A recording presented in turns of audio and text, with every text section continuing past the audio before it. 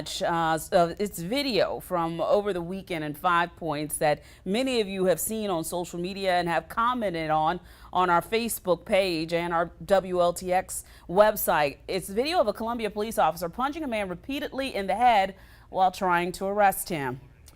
Lauren Thomas is covering this story for us today. This afternoon, a short while ago, the police chief just briefed the media on this incident. Lauren Thomas is at police headquarters tonight with a recap of what we know tonight. Lauren, good evening.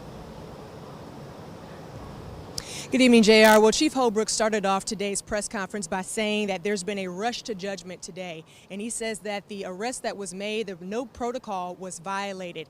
He explained that a 21-year-old USC student, Jacob Cohen, he was walking in the middle of the street with a friend and was told to get back from the street by the officer. He did not, and instead moved away from the officer, and that's when we saw that video where Cohen was running away, and then the punches were thrown by the officer. Now, Chief Holbrook explained that in that time, the officer's arm was being held down by Cohen, and he says that that's why he took his other arm out and began punching him in the head.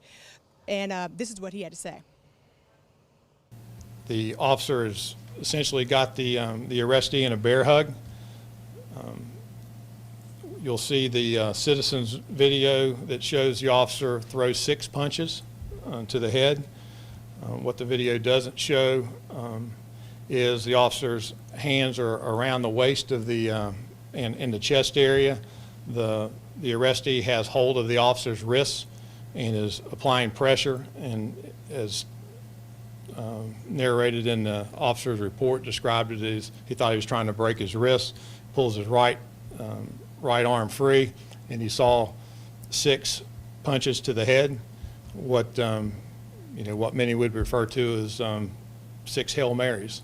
We do not necessarily train for blows to the head. It's not the first area that we would strike. Officers are taught to strike in the solar plex area to gain compliance.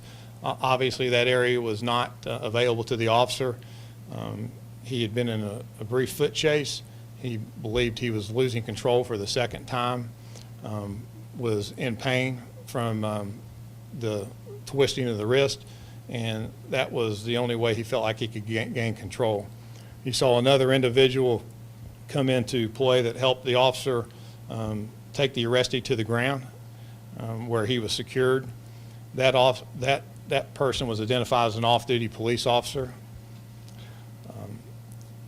Once the suspect was on the ground, the officer placed his knee on the back shoulder area, which is how we are trained to secure and handcuff somebody once on the ground.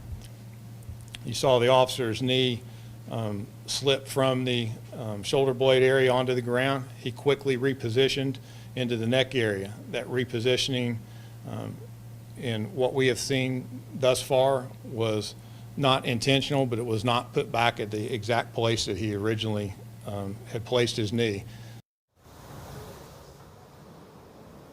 Again, Chief Holbrook explained that he believed that no protocol was violated in this arrest. Again, 21-year-old Jacob Cohen, he was charged with pedestrian in the roadway, resisting arrest, and failure to stop at police command. But Chief Holbrook ended today's press conference by saying that they deserve the right, and they've earned the right to explain themselves in this situation after seeing all the social media video that came out of this incident in 5 Points. And Lauren, the police chief also showed several different videos leading up to what we see here with the officer and the suspect where he's being cuffed and he's on the ground. He showed several other videos leading up to this, didn't he?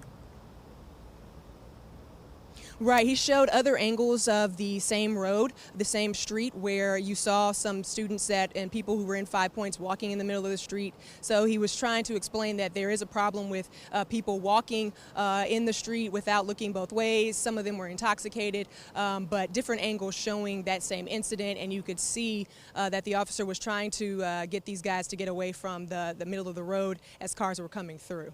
Lauren, one thing that we want to show our viewers in detail is Chief Holbrook talked about bystanders and the people who are walking up with their cell phones, having their arms extended, trying to get the best video of this incident.